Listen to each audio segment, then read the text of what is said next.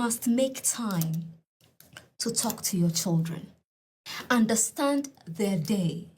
Understand who their friends are. Okay. In my son's case, I always told him to invite his friends over because without knowing, I needed to hear the kind of conversations they have. I needed to understand the personalities of the friends he hangs out with. I just needed to understand their psyche. So I said, invite, and my friends' sons were always happy. My son's friends were always happy coming home because they know when they come, I will sit with them. In fact, they introduced me to hip hop. They introduced me to hip hop. They'll be rapping and I'll be there. We're cooking, we're having fun, and they never ever called me auntie. They either call me Nana Aba or they call me Ro because my English name is Rosemond, so they shorten it to Ro. None of them ever said, hello, auntie. They were comfortable. Even without my son's permission, some would call me, auntie, can I come and spend the weekend at your house? And I said, yeah, why not? Come, be comfortable. Because these children are comfortable. Some would even say, auntie, I want to come to your house this Saturday. Can you call my father or my mother and tell them that you want me to come? And I'll tell their parents that your child should be able to tell you that I'm going to Nana Aba's house on Saturday to spend time with her son. They should be comfortable telling you Is it this. fear?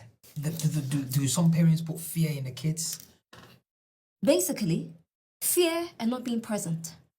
It's either fear or just not being present or not caring. I mean, every parent cares about their child, but you should be concerned about what your child wants to do, what your child is not doing, because sometimes some parents are surprised.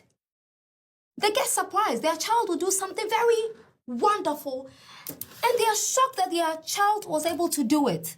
How do you not know that your child can do that? Right. You should know your child's abilities and capabilities. And so when your child is falling short, you should know something is going wrong somewhere. So time to have a conversation with them. This is a full-time job. It is not. It is fun. It is a fun job. Because you have decided to be responsible for another human being.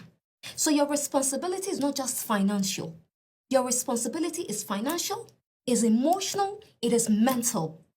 You have to be present at all times.